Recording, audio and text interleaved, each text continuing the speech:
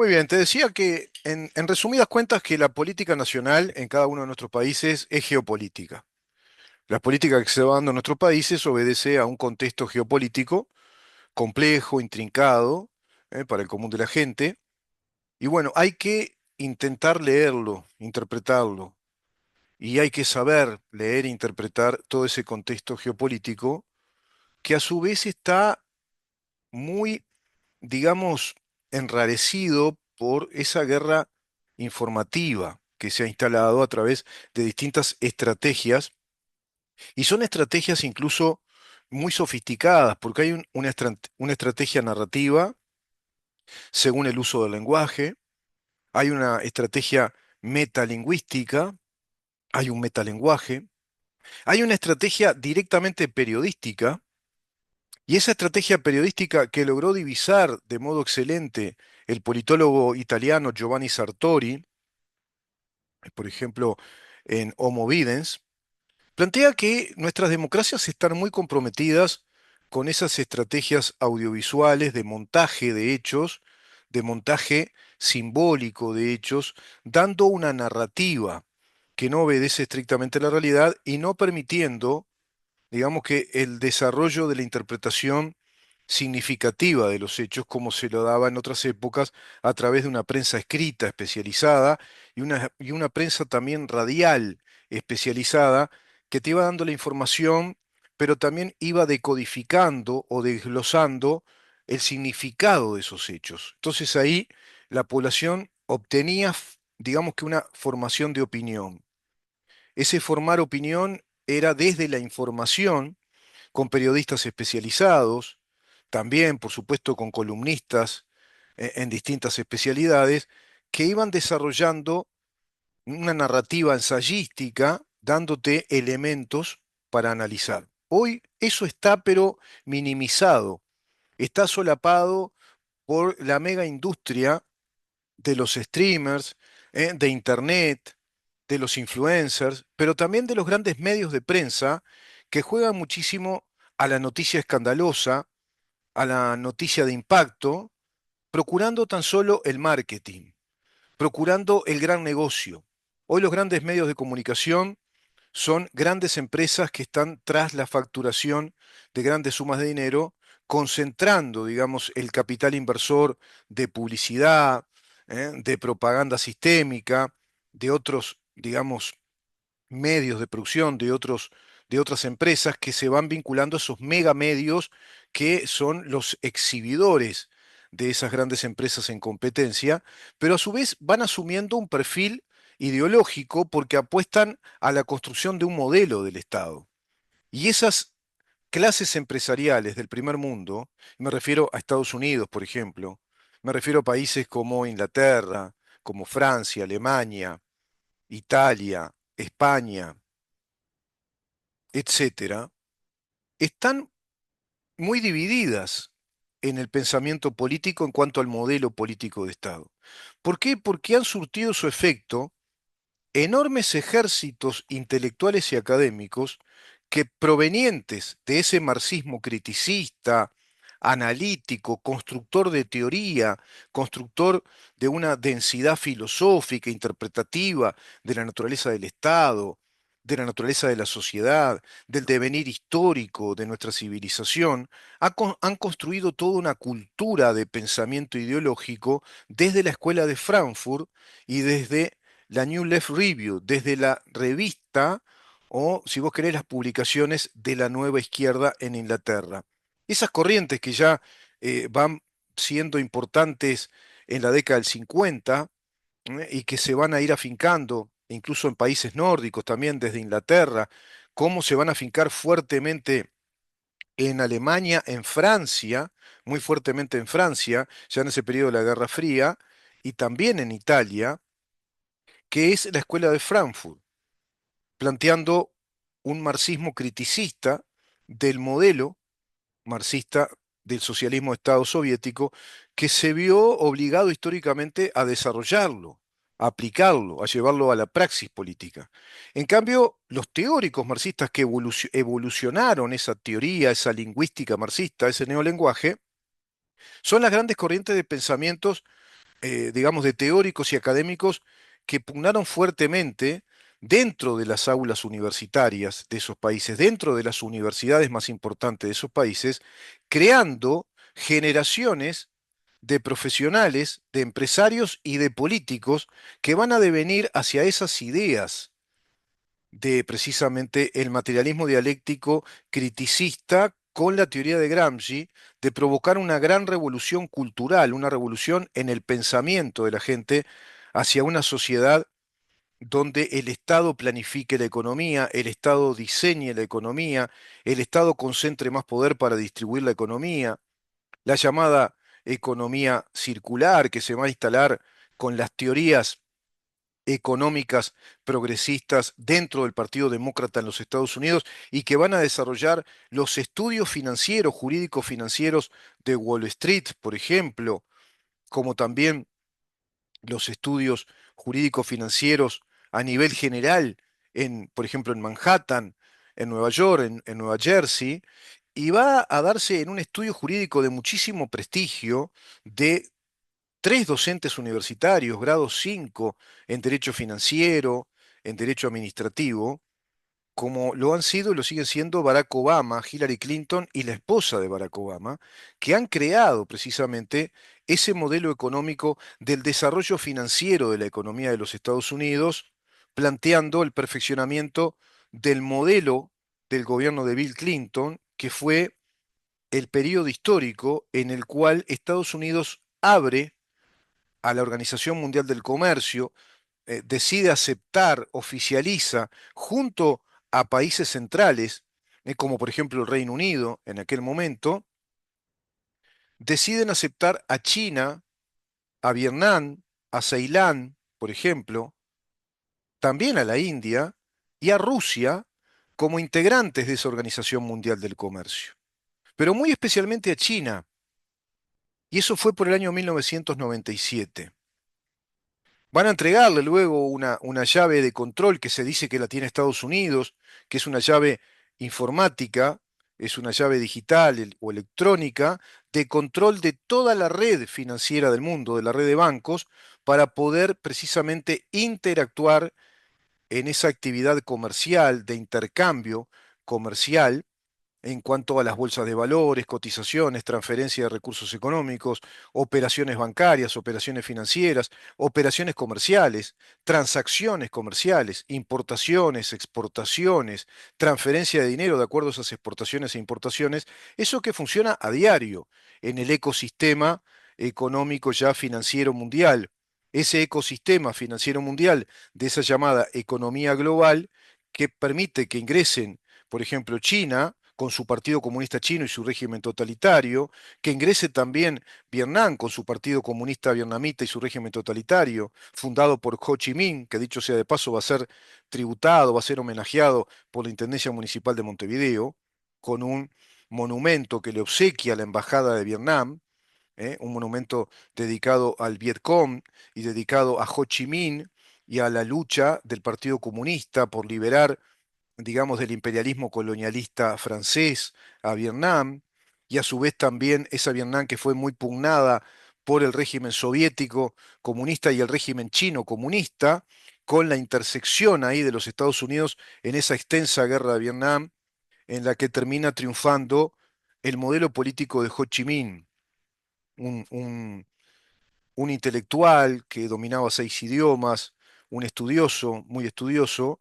pero con un modelo totalitario despiadado que mató, se calcula, 1.300.000 compatriotas, y que luego un seguidor de él, el indonesio Pol Pot, mata prácticamente a 3 millones de compatriotas siguiendo los pasos de Ho Chi Minh, un comunista fundador del Partido Comunista que además se había integrado a la Comintern de la Unión Soviética y fue precisamente un agente soviético de esas brigadas internacionales que iban internacionalizando el modelo comunista. Ese Ho Chi Minh va a ser homenajeado acá en la ciudad de Montevideo. Y después, cuando te enteres de lo que va a ser la ciudad de Montevideo con una enorme cantidad de capitales chinos que se van a venir acá, creo que a muchos de ustedes les podrá dar un poquito de miedo. Pero lo cierto es que el valor de la democracia y la república es lo más importante para un ciudadano, ¿Por qué? Porque la democracia y la república, ese sistema abierto de separación de poderes, que permiten que no haya desborde de poderes, que cada poder sea independiente uno del otro, me refiero al poder legislativo, poder judicial, poder ejecutivo, me refiero a otros poderes que se puedan crear en el Estado, que a su vez controlen ese control de los poderes, porque esos tres poderes se pueden confabular, como pasa en Uruguay, y en verdad actúan nominalmente para que crezca, vaya medrando el crecimiento del poder ejecutivo en el Uruguay. Eso se hizo en el modelo, por ejemplo, revolucionario, culturizando a la sociedad políticamente en Venezuela a través de Hugo Chávez Frías, hasta llegar a una constitución que derribó, que derogó completamente la constitución republicana y democrática de Venezuela. Hoy tienen una constitución socialista. Bueno, todo eso se va dando a través de una sistemática guerra civil legal, le llaman los teóricos, que se va perpetrando por dentro del Poder Legislativo, legislando leyes que no son orgánicas constitucionales, como las que pretenden reinstalar ahora las llamadas derechas de Chile, como las que está reinstalando también la Libertad Avanza en Argentina, como las que pretende reinstalar también el Partido Liberal de Bolsonaro, con un linchaje judicial tremendo. También su hijo ahora está siendo perseguido y considerado que también se está considerando de parte de la justicia que tiene delitos muy graves por los cuales puede tener también inhabilitación política y pena de prisión. Estarán viendo ustedes que hay toda una estrategia internacional en la pugna de dos modelos. Un modelo totalitario, el modelo del socialismo del siglo XXI, que representa el Frente Amplio, que representa el partido de Ignacio Lula da Silva, fundador del Foro de San Pablo, con Fidel Castro y Mario Ludwig, nuestro actual canciller, que representa Evo Morales, que representa Rafael Correa. Hoy, bueno, se descubre que hay ejércitos realmente de terrorismo, con el narcoterrorismo que se ejerce en Ecuador a través de Daniel Noboa, que logra desmantelar otra organización terrorista que fue de alguna manera creada o apadrinada por Rafael Correa, integrante también del Foro de San Pablo. Boric, integrante del Foro de San Pablo. Bueno, el régimen venezolano, evidentemente, es el líder, junto a Cuba, de lo que representa el Foro de San Pablo. Y se pretende que Brasil consolide ese modelo porque están viendo que se va a debilitar y es inminente la caída de ese régimen en Venezuela. Y si ese régimen cae, es decir, toda esa organización narcocriminal que está atentando contra la soberanía de los Estados Unidos, que atenta contra la soberanía de nuestros países, que está irradiando la narcocriminalidad que ya se está notando en Uruguay, por ejemplo, el atentado a Mónica Ferrero como fiscal general de la Nación o llamada fiscal de corte, advirtió a la clase política en varias oportunidades, le advirtió a la Cámara de Senadores, también a los diputados, le advirtió al Poder Ejecutivo que si no se combate seriamente el narcocrimen que ya está instalado en Uruguay, va penetrando ese narcocrimen a las instituciones del Estado uruguayo, se van a encontrar con los fenómenos de Colombia y de México. Se van a encontrar con esos fenómenos. Lo había dicho la Llera, me acuerdo tiempo atrás, que si Uruguay no combatía a las organizaciones narco, íbamos a terminar como Nicaragua. Bueno, bueno, ahora se ve mucho más claro. La fiscal Mónica Ferrero repite eso. Es quien ha luchado fuertemente contra organizaciones narcocriminales, sabe de lo que habla, ha sido amenazada, tuvo un atentado en su casa, se cometió un delito de atentado contra la autoridad pública y también ahora la directora del Instituto Nacional de Rehabilitación, a la cual en un mensaje mafioso se le dice, la próxima bomba va a ir a tu auto con tu familia. Entonces se va escalando la violencia del narcocrimen, dando mensajes cada vez más intimidatorios. Había pasado tiempo atrás las explosiones cerca de la sede de narcóticos, también bajo el gobierno anterior. Pero ahora tenemos un gobierno con un ministro del Interior que cuando asumió, apenas asumió, dijo que la lucha contra el narco está perdida. Tiene la misma actitud pilatuna, omisa, ante su verdadera responsabilidad como ministro, que la que tiene, por ejemplo, la presidente de México, Sheinbaum, que desobedeció su, digamos, labor presidencial, no defendiendo a Manso cuando le advirtió que tenía que ir precisamente contra Michoacán, porque ahí están organizaciones poderosas que atentaban contra lo que él estaba descubriendo y pensando. Sin embargo, no hizo nada y luego le respondió a Manso que ella no iba a hacer ninguna lucha contra el crimen organizado ni contra el narcocrimen, que ella no pretendía instalar una guerra civil en México. Es decir, dan un mensaje, digamos, de apartamiento acerca del problema real, dan un mensaje de desprotección a la población civil que está siendo víctima de ese narcocrimen, que ha penetrado muchísimo ya en México hace décadas a las instituciones del poder mexicano, como evidentemente pasó en Colombia y como ya está instalado hace décadas en Venezuela. Bueno, acá están tras la misma consecución con un modelo político que ha transaccionado con ellos, porque responden a la financiación de esas narcoorganizaciones vinculadas al cártel de los soles, a otros cárteles, por supuesto, que trabajan con el megacártel de los soles, que a su vez impacta fuertemente en la sociedad norteamericana, afectando el derecho de la ciudadanía norteamericana y afectando la soberanía de los Estados Unidos, porque han penetrado en más de 26 estados con un narcotráfico multimillonario, con actividades ilegales, como por ejemplo la narcoproducción, el narcotráfico, pero también la prostitución, el ingreso de personas ilegalmente hacia territorio de los Estados Unidos, el ingreso de grupos terroristas como el Tren de Aragua, que ingresó a los Estados Unidos haciendo terrorismo, intimidando población, y también por dentro del Tren de Aragua han ingresado muchos espías y agentes terroristas Hezbollah. Todo eso está sumamente documentado por investigaciones profundas de agencias de inteligencia que volcaron todo eso a la justicia de los Estados Unidos, que hoy reclama la detención de la inmensa mayoría de los integrantes del gobierno de Venezuela, que tienen incluso pedidos de captura y tienen también el ofrecimiento de una recompensa por su captura en millones de dólares, tasadas en millones de dólares la captura de Nicolás Maduro, de por ejemplo, Vladimir Padrino López, también la captura de Diosdado Cabello, Delcy Rodríguez, del hermano Delcy Rodríguez y de un montón de integrantes de ese narcogobierno con una credencial ideológica que es el socialismo del siglo XXI.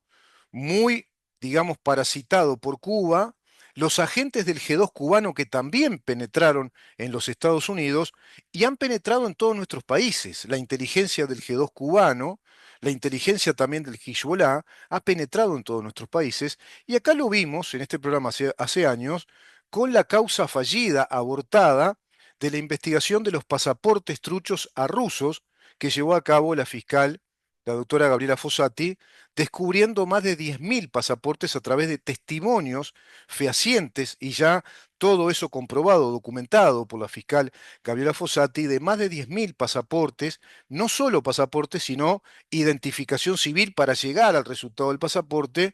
dadas indiscriminadamente a esa enorme cantidad de rusos, pero también aparecían coreanos del norte, chinos, albaneses, españoles, que eran todos espías que trabajaban para el FSB y que seguro están diseminados por acá. Y también seguro que tienen que ver con agentes de Hezbollah, intrincadamente vinculados a todos esos agentes rusos, porque tres, cuatro de los agentes rusos FSB eran los que negociaban en Torre Ejecutiva, piso 4, cuando el gobierno de José Mujica, con una secretaria privada de piso 4, que era María Mina Capilli, interrogada en un largo interrogatorio que le hizo la doctora Gabriela Fossati, donde ella develó también ahí mucha información, lo mismo que hizo el escribano que otorgaba fe pública de cierta documentación con el título inhabilitado incluso, y ese escribano que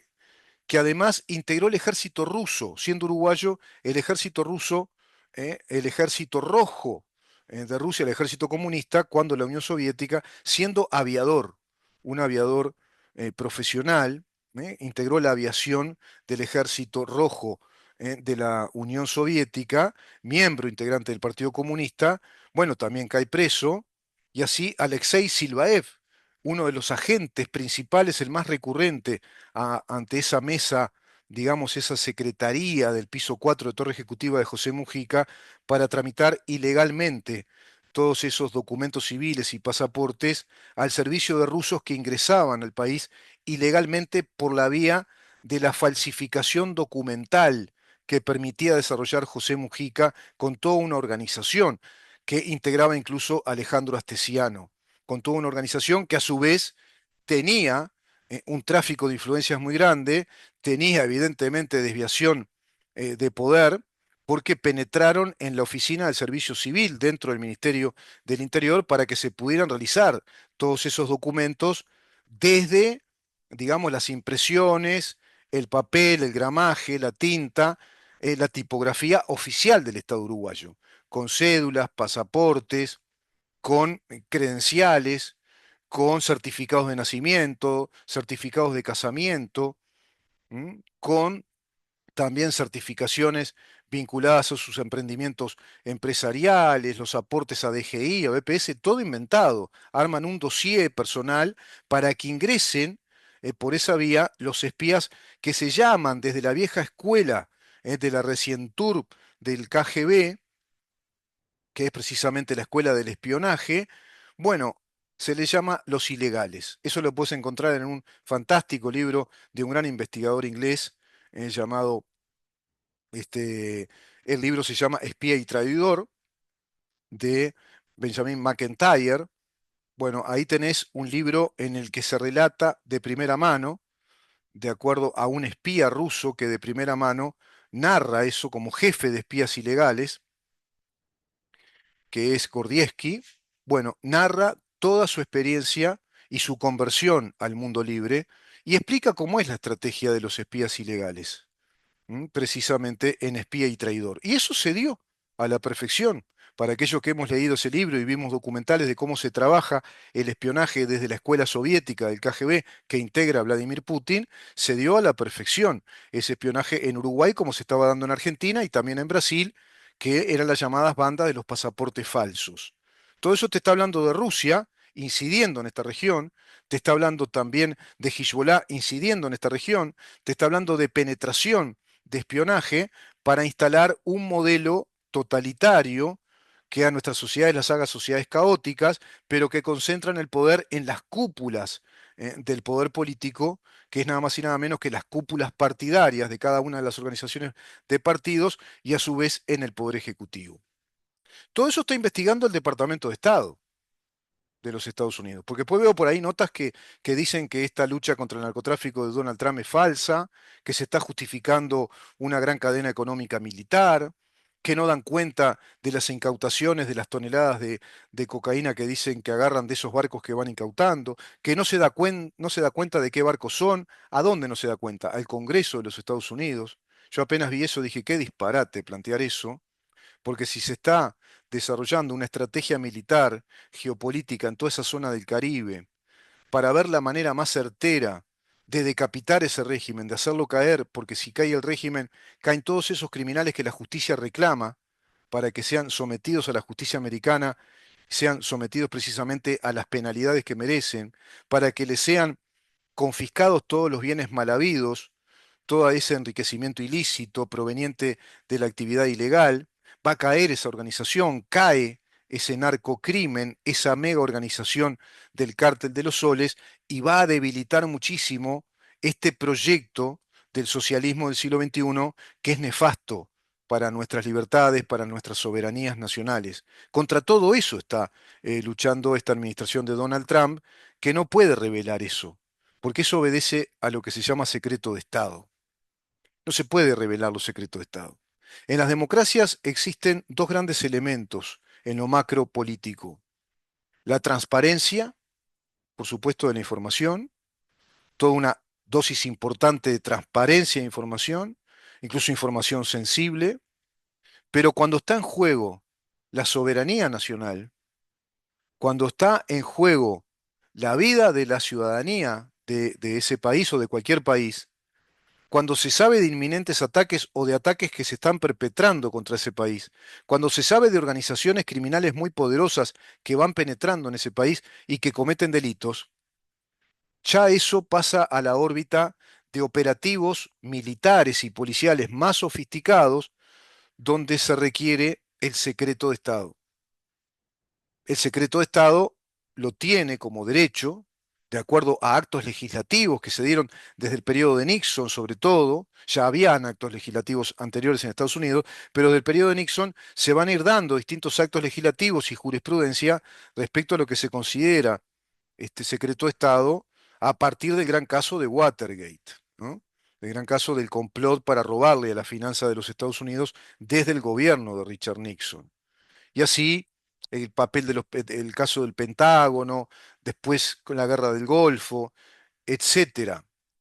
Los casos de Noriega, por ejemplo, en Panamá, ni que hablar la causa de los misiles, toda aquella, este, digamos, causa en Cuba de los misiles que llevó prácticamente al extremo de casi una guerra nuclear entre Estados Unidos y Rusia,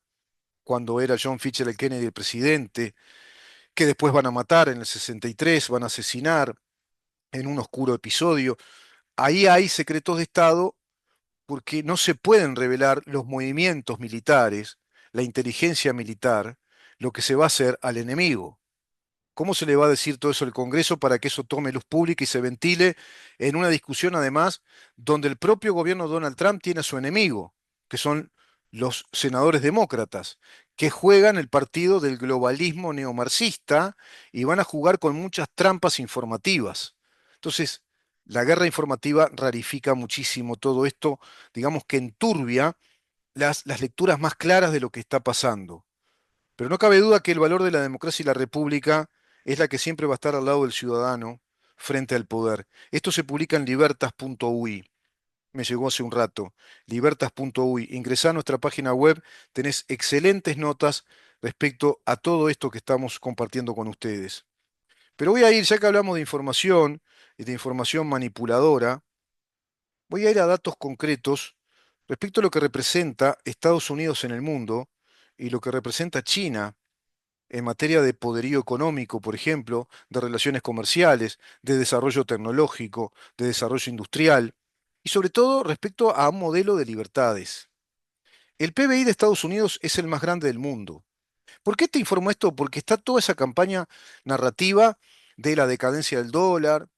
Acá se plantea que especifiquemos nuestra cultura económica, desestimular el ahorro y la inversión en dólares. Es un disparate plantear eso, como es un disparate plantear el levantamiento del secreto bancario. Se está hablando de la decadencia de Estados Unidos, del apogeo y de la inminente hegemonía económica, industrial y tecnológica de China, cuando no es así. El PBI de los Estados Unidos es el más grande del mundo, estimado aproximadamente en 33 millones de dólares. Estamos hablando de 33 billones con B larga de dólares, que son millones de dólares. Esto fue a octubre del año 2025, con una economía que creció alrededor del 3,8% en el segundo trimestre. O sea, en el segundo trimestre creció 3,8% en un trimestre, impulsado por el consumo y la reversión de importaciones. También, claro, por la captura a su vez de el cobro de aranceles que instaló Donald Trump. Con los aranceles que Donald Trump le instaló, por ejemplo, a China, a México, a Brasil, incluso a Argentina le iba a instalar esos aranceles, recaudaron de mil, más de 1.500 millones de dólares, tan solo en un trimestre, más de 1.500 millones de dólares. Y en un año ya llevan una recaudación, en un año, de unos, perdón, ya en lo que va de todo el periodo, de unos 750.000 millones de dólares, solo de aranceles. Estados Unidos está recuperando por aranceles que a su vez erogó, porque tuvo una erogación enorme por pago de aranceles muy caros que le cobraba la Unión Europea, que le cobraba también China, que le cobraba la India, Brasil, porque hay también aranceles indirectos, luego a los impuestos que se le pone a los productos de Estados Unidos, encareciéndolos y perdiendo mercado, todo eso que no se te dice. La Unión Europea hacía lo mismo, no solo el arancel directo aduanero, sino que luego hay un arancel indirecto o encubierto, que es toda la carga impositiva que se le va imponiendo a los productos importados dentro del mercado de cada uno de esos países, desfavoreciendo la competitividad de esos productos de los Estados Unidos, que iban perdiendo, digamos, tasa exportadora. Bueno, ha recuperado esos 750.000 millones de dólares de quién sabe cuánto dinero que ha perdido durante esos años, además del desmantelamiento industrial que se hizo ya desde el periodo de Bill Clinton, donde 25 millones de estadounidenses quedaron sin trabajo y no se ha logrado recuperar ese parque industrial porque se desmontó y esas empresas se instalaron en lo que ellos llamaron la factoría del mundo, convirtiendo a China en la gran, digamos, territorialidad de las industrias, de las fábricas del mundo, que fue ahí donde China creció muchísimo, acompasado todo eso con otro fenómeno colateral que fue el robo de tecnología. China le robó mucha tecnología industrial, empresarial y también militar a los Estados Unidos. Se descubre eso también hacia el 2010. Donald Trump, enterado de todo eso, le brinda todo esto al Departamento de Estado, la Reserva Federal, con inquisitorias y reclamos, por supuesto que de la justicia de los Estados Unidos, ante las empresas chinas, las empresas originalmente chinas que estaban instaladas en Estados Unidos y a través de las cuales se filtraban espías, que eran espías industriales, espías empresariales, que robaban tecnología. Robaron tecnología de empresas como la Ford, por ejemplo. Robaron tecnología de empresas como Apple, por ejemplo. Robaron tecnología de grandes empresas de los Estados Unidos. También robaron modelos de sistemas financieros y robaron mucha tecnología militar, incluso tecnología misilística y la tecnología informática de los cazas, aviones altamente sofisticados que solo Estados Unidos los elabora, como el Raptor F-35, por ejemplo, como el F-22, como los F-16. Le robaron la tecnología informática, es decir, el núcleo duro, la cabeza pensante de esos aviones. Bueno, todo eso estaba sucediendo ya hacia los años anteriores al 2010, cuando China pudo penetrar a sus empresas en Estados Unidos y también a sus estudiantes universitarios,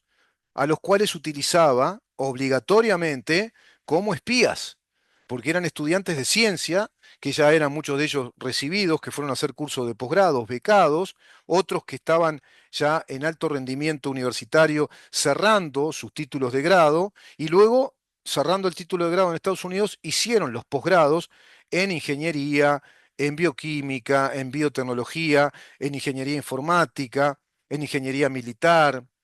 en medicina, es decir, todas las ciencias que le sirve a un país para desarrollarse, en ingeniería nanotecnológica, por ejemplo, especialistas en tecnologías, tecnólogos, todo eso, matemáticos, físicos, físicos nucleares, todos esos obtuvieron los conocimientos de las universidades de los Estados Unidos y luego fueron obligados a irse a China, no a instalarse en Estados Unidos. Pero no solo pasó eso, sino que además robaron información, como así pasó con empresarios chinos, y a esas empresas chinas, el departamento de Estado y la Reserva Federal de los Estados Unidos le exigieron, la Reserva Federal es nada más y nada menos que el Banco Central que tenemos acá nosotros, es la autoridad financiera, la autoridad monetaria, el Departamento de Estado nada más es nada más y nada menos que el Ministerio de Defensa, sería para nosotros, por ejemplo, pero también el Tribunal Supremo de Justicia. El Tribunal Supremo de Justicia de los Estados Unidos le exigió a las empresas chinas que abrieran sus libros contables porque tenían que hacer, digamos, una declaración jurada de sus estados contables que no estaban haciendo. Xi Jinping da la orden de que eso no lo hagan, que no abran los libros, que no manifiesten el estado de sus libros, y por lo tanto fueron expulsadas del territorio de los Estados Unidos y jamás pudieron entrar. Pero no solo pasó eso, sino que se sancionó que todo producto originalmente patentado en China, es decir, toda innovación, aunque sea la empresa, aunque sea extranjera, aunque sea de Estados Unidos o europea, si creaban algo nuevo en China, con patente en China, no podía ingresar al mercado de los Estados Unidos. Y se sumó a eso también la Unión Europea, máxime cuando se dio toda esta, digamos, revelación de datos, que es una montaña de datos del espionaje, del robo tecnológico, de los espías que penetró China en una guerra civil muy sofisticada. Y hay un espionaje cibernético, un espionaje de hackers muy grande. Por lo tanto, te das cuenta que está complicadísimo el panorama geopolítico y geoestratégico porque hay ya una situación de conflicto o de guerra en distintas dimensiones. Hay guerra tecnológica, hay guerra financiera, hay guerra en el espionaje, hay un espionaje y contraespionaje, pero hay un espionaje clásico y hay un espionaje cibernético, hay un espionaje ya en lo ciberespacial también, hay un espionaje de hackers.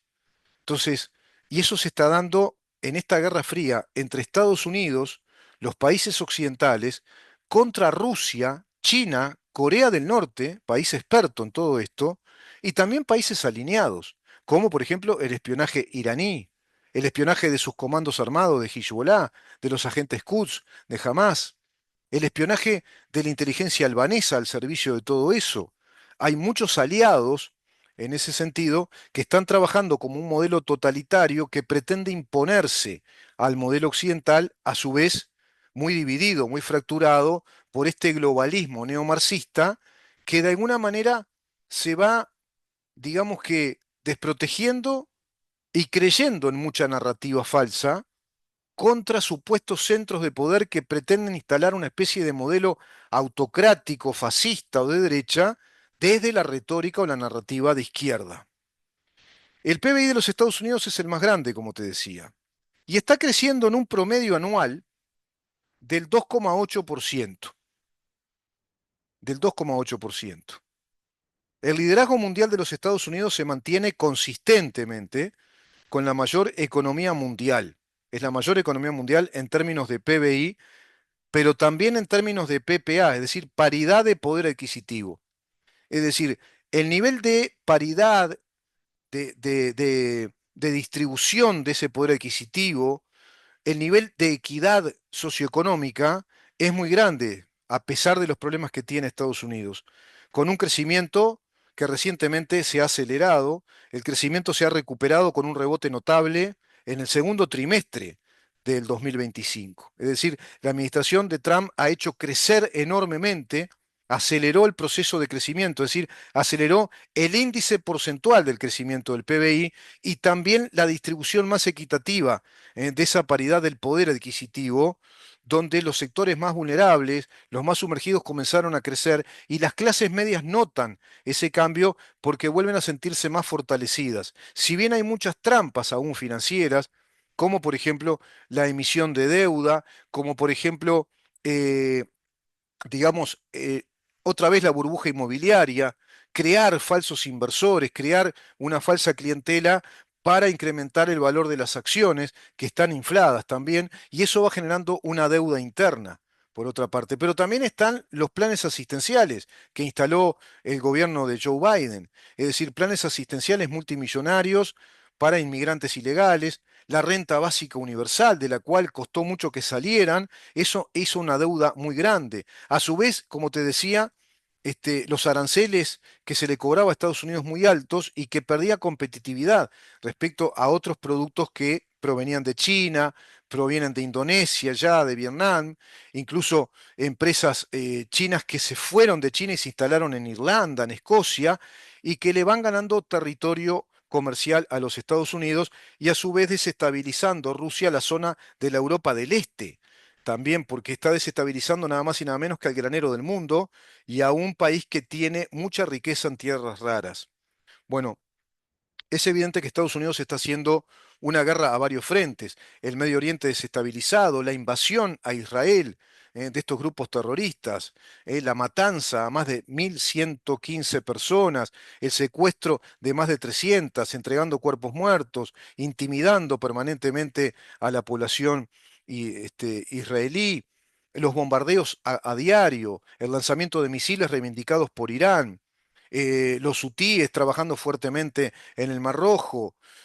Putin que pretende tomar toda esa zona del Mar Negro, ya tomó Crimea, el Donbass, pretende anexar Ucrania a Rusia y a partir de ahí inmediatamente a los tres países bálticos que están en alerta, pretendió hacer lo mismo con Suecia, con Finlandia, repitiendo la historia de Stalin, de Catalina la Grande, del zar Nicolás I también, ni que hablar de Pedro el Grande. En cambio, el PBI de China es el segundo más grande del mundo, después del de Estados Unidos, pero el primero en paridad de poder adquisitivo, dicen acá.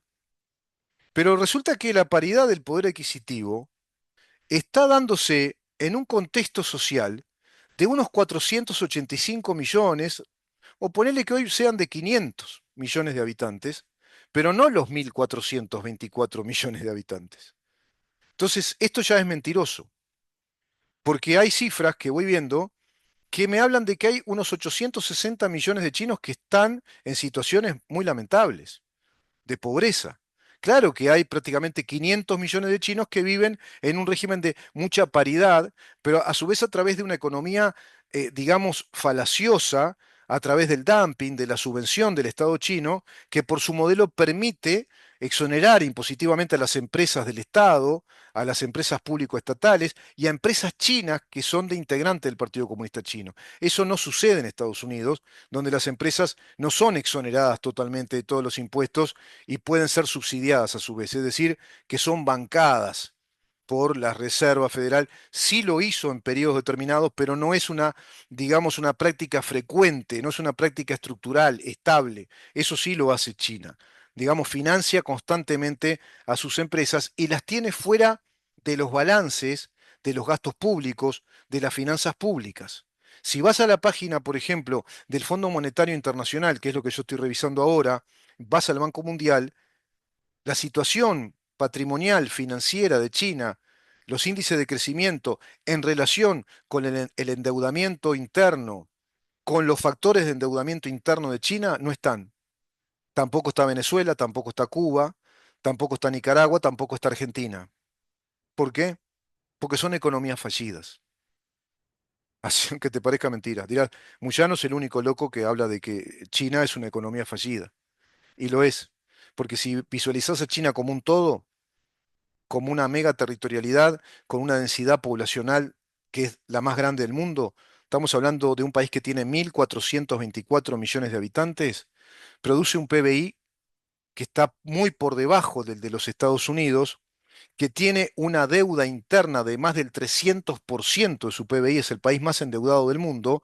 y que a su vez ha generado una economía circular falaciosa a través de la autofinanciación que el Partido Comunista se hace a sus propias empresas y que hace a las empresas estatales, financiándolas a través de subsidios para que produzcan de modo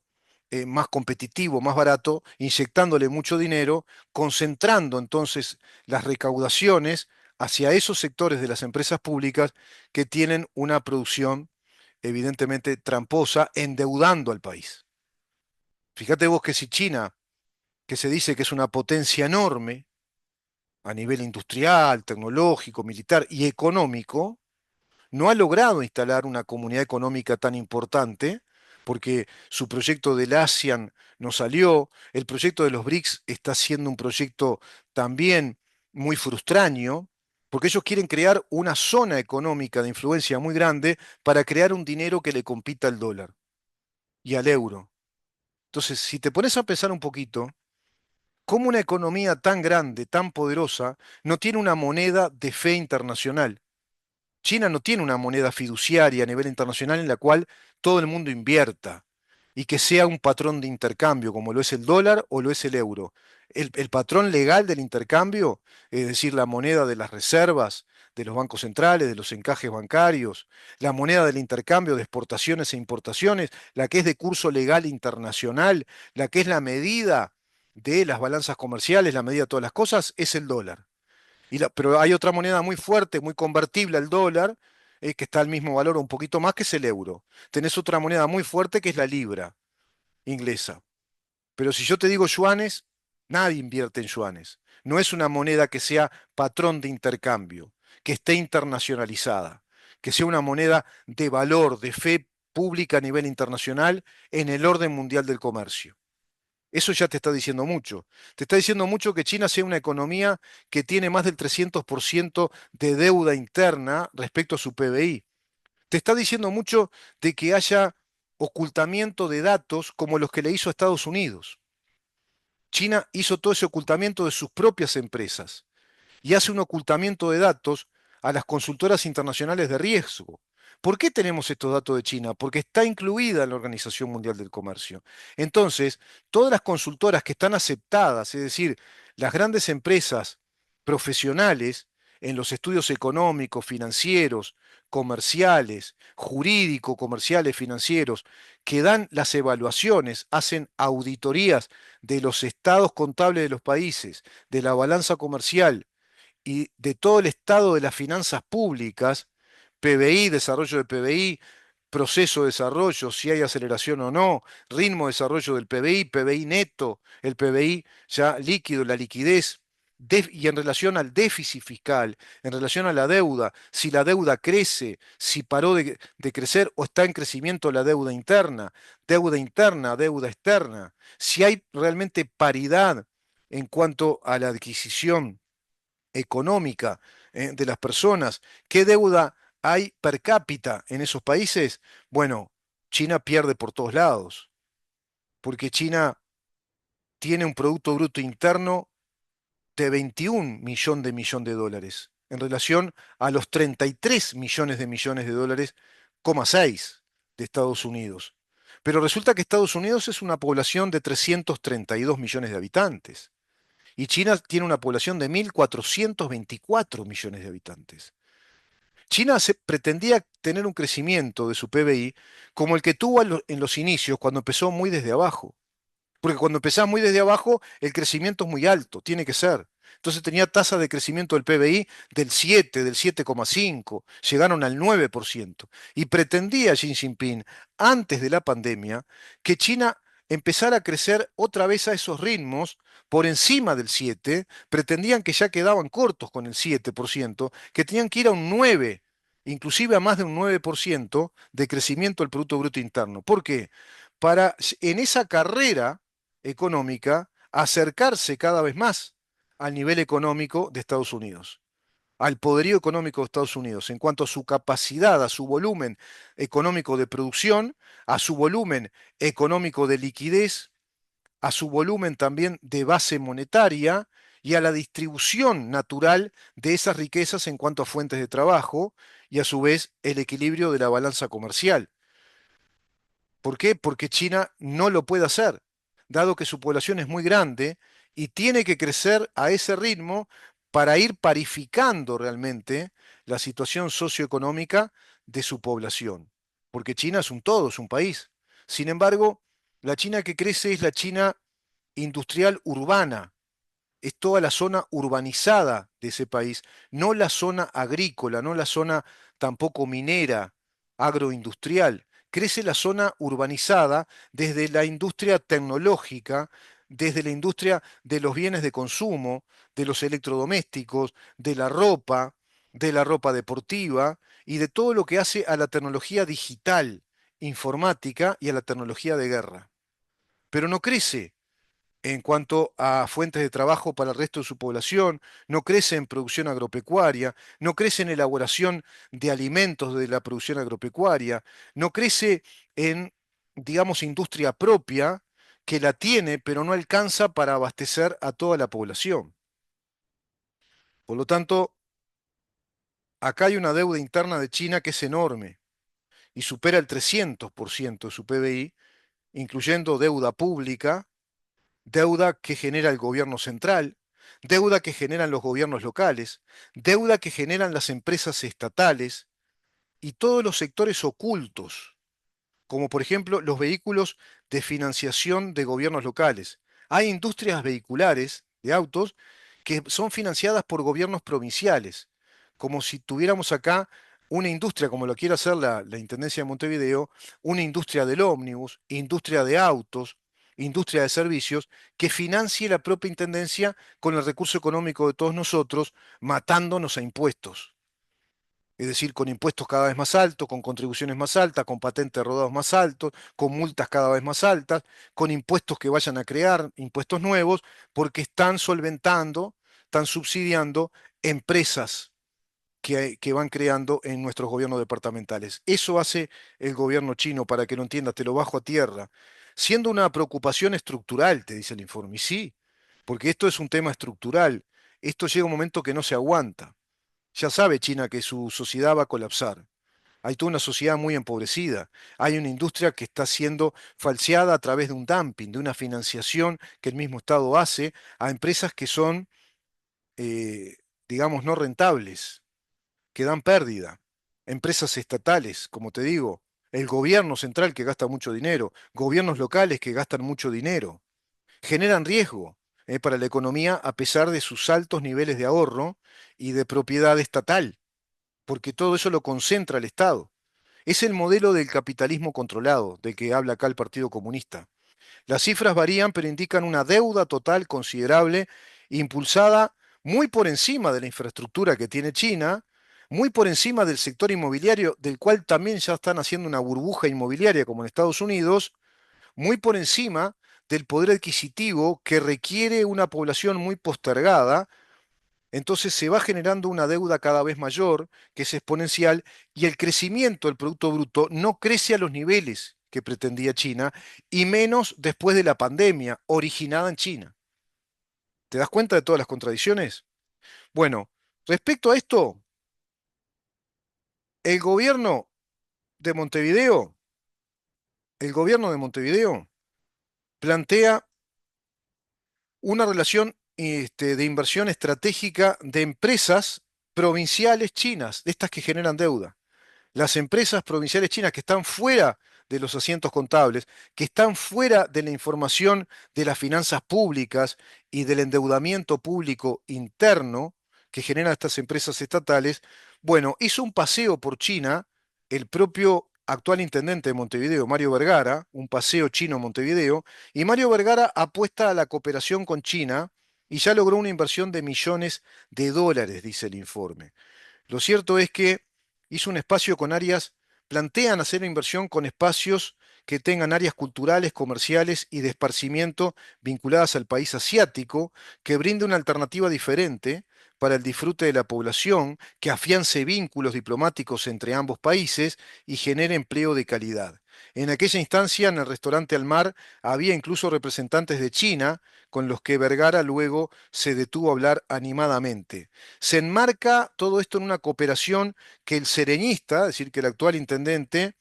dice que se está buscando para consolidar inversores de la potencia asiática. Hizo varias reuniones con representantes chinos hasta que Vergara fue a China. Estuvo allá hace poco tiempo, estuvo casi un mes. Y por allá se reunió con el embajador Juan Sajón en agosto y aprobó un texto con la intención de la cooperación con Shanghái,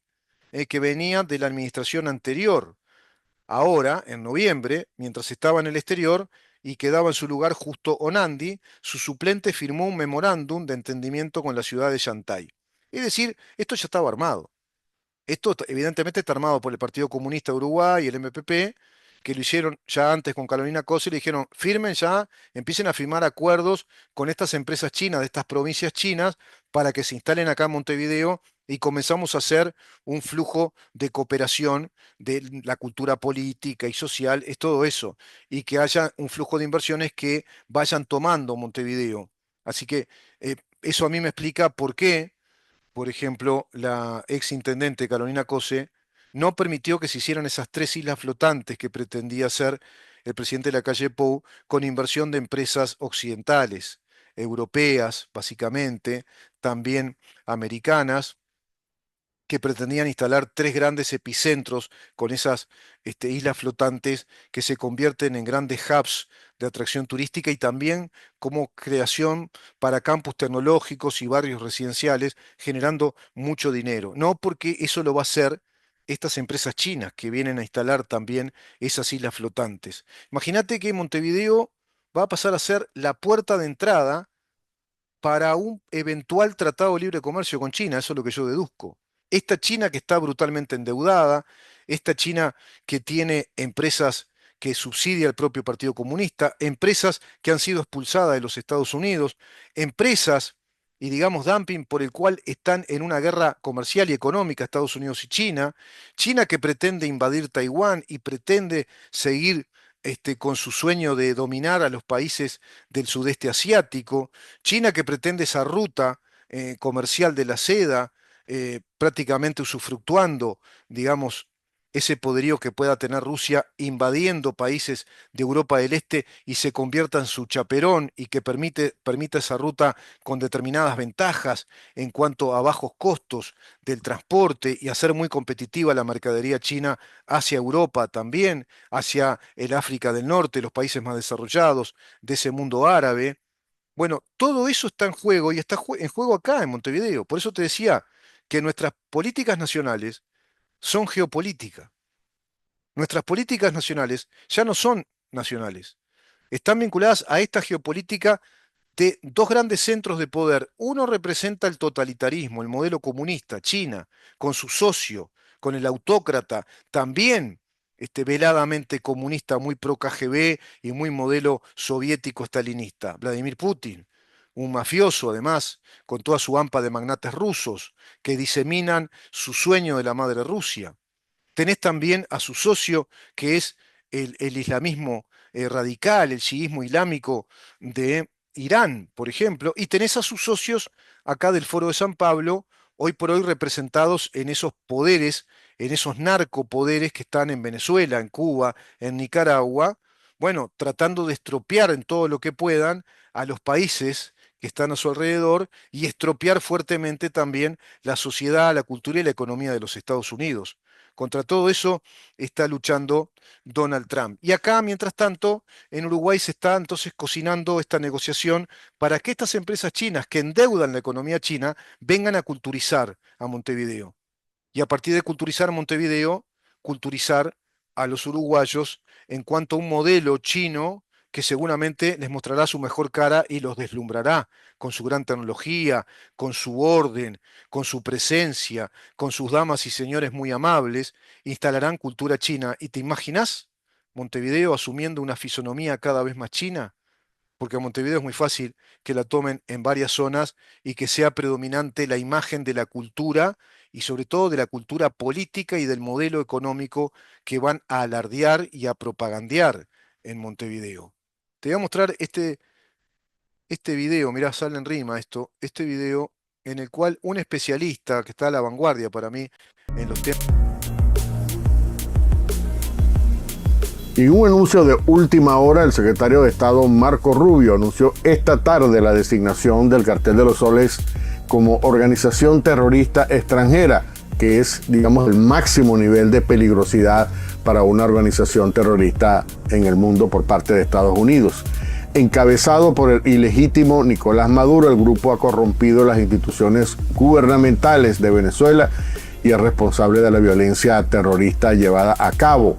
por y con otras organizaciones terroristas extranjeras designadas, así como del tráfico de drogas hacia Estados Unidos y Europa. Previamente, en julio pasado, el Cartel de los Soles había sido sancionado por el Departamento de Estado como una organización terrorista global especialmente designada. Esta designación implicaba, por supuesto, sanciones contra individuos, grupos financistas y empresas despachadas relacionadas con el cartel, con órdenes también de congelamiento de activos, restricciones financieras y otras medidas por parte de la OFAC, que es la oficina que maneja las sanciones en el Departamento del Tesoro. Pero esta nueva designación del Departamento de Estado sube el nivel de peligrosidad e incluye además prohibición penal de apoyo material, restricciones de inmigración para sus miembros y abre la posibilidad a demandas civiles por parte de víctimas del cartel. Según me explicó un exoficial en Washington, esta nueva medida contra el Cartel de los Soles lo convierte en una organización radioactiva, por ejemplo,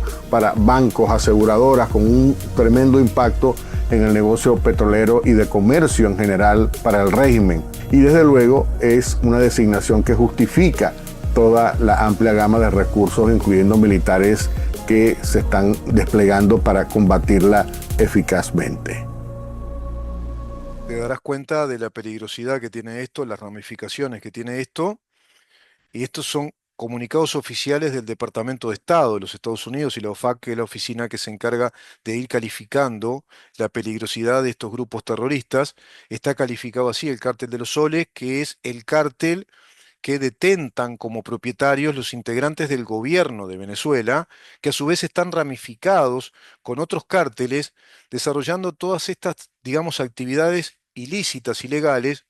Tiene que ver con inversiones, tiene que ver con lavado de activos, precisamente, y hacen un lavado de activos en inversiones financieras, en grupos financieros, en organizaciones comerciales importantes, siendo, como dice Castocando, ya de altísima peligrosidad, porque por esa vía van financiando también sus empresas petroleras, sus propios bancos. Está el propio banco de Hezbollah, que comparte muchos recursos económicos con el cártel de los soles, creándose el Libyan Canadian Bank, con el 44% de acciones de este grupo terrorista. Ese banco estaba instalado en el Líbano, está instalado también en Marruecos, por supuesto que en Canadá, pero también tenés el Bandes, tenés la petrolera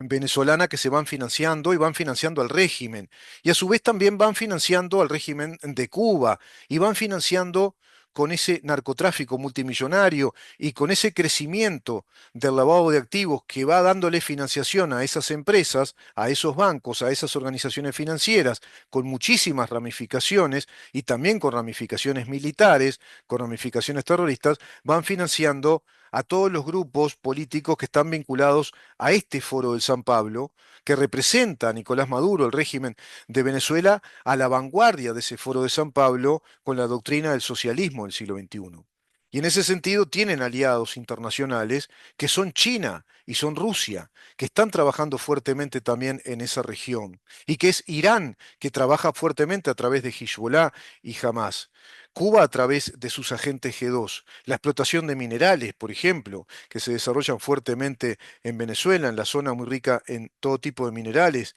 Se pretendía invadir a instancias y recomendación de Vladimir Putin a Nicolás Maduro, invadir el Esequibo, una zona que es la tercera parte de Guyana. ¿Por qué? Porque es muy rica en también plataforma marítima petrolera, en gas y en tierras raras, en yacimientos minerales. Es muy rica en zinc, por ejemplo, y también en litio, que se necesita muchísimo para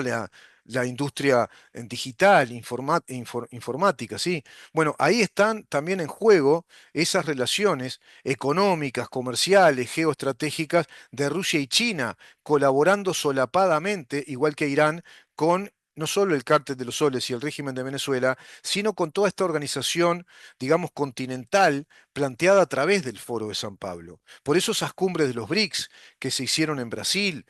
inmediatamente después del Tratado de Libre Comercio avanzado en esa cumbre que se hizo en Buenos Aires con Javier Milei y la Unión Europea. Ahora, cuando surge la noticia de que Javier Milei puede hacer un gran acuerdo estratégico con Estados Unidos, prontamente sale O'Donnell a decir que hay que acelerar el acuerdo con la Unión Europea definitivamente, pues son países que están bastante distantes de Estados Unidos, los países que integrarían ese acuerdo. Por otra parte, vemos que Montevideo acelera todos estos trámites, Mario Vergara, para que ingresen estas empresas chinas y se instalen en Montevideo haciendo esos llamados paseos. En Montevideo, paseos chinos, que es nada más y nada menos que la difusión de la cultura política, el modelo político y a inversiones también que permitan mucho movimiento de distintos tipos de actividades, a mi criterio muy peligrosas para todos nosotros, que pueda sobrevenir un tratado de libre comercio y me explica de alguna manera por qué están desestabilizando a Catón Natí, el sindicato comunista portuario, con paros que significan 75 millones de dólares de pérdida por día en una práctica sistemática de paros portuarios que van haciendo, y esta guerra, a su vez también política de fachada jurídica, a Cardama, Sociedad Anónima, con una empresa china que está detrás de los patrulleros marítimos, de la construcción y de un contrato que haga con Uruguay para la construcción de esos OPB, y quizá sobrevengan más actividades portuarias, porque China es el país especialista en instalar bases portuarias que son una gran fachada, porque a su vez son bases militares, pero que permiten una infraestructura, por supuesto que comercial, de viajes comerciales, con infraestructuras muy poderosas, digamos que portuarias, marítimas, también desarrollando una infraestructura en nuestras ciudades, de caminería, fibra óptica, de wifi, y que nos puedan incluso instalar un ecosistema digital distinto al de Google y al ecosistema digital occidental que ellos no permiten en su país. Todo eso también puede sobrevenir. ¿Por qué? Porque China y Estados Unidos están en una guerra muy fuerte en lo comercial, en lo financiero. El país que tiene la deuda más grande del mundo, China. el país muy endeudado, el país con dumping, el país que robó tecnología, el país que tensiona al mundo, el país que está provocando guerras y conflictos, el país que solapadamente provoca a través de otros países socios situaciones de guerra y una economía de guerra, que lo introduce además en una espiral de economía de guerra, de gastos de guerra, que a su vez le juegan contra porque no le permite el crecimiento de la economía civil, la economía doméstica, la economía en situación de paz. Está creciendo una economía de guerra que es la economía del régimen. Es la economía que enriquece al régimen, pero empobrece a la población, porque ya están envueltos en un alto presupuesto bélico, como a su vez están traccionando a que los países europeos, Estados Unidos, también se vean obligados a tener un alto presupuesto en la industria de guerra, en el desarrollo de la producción en el menor tiempo posible, en la mayor cantidad de producción de la alta calidad tecnológica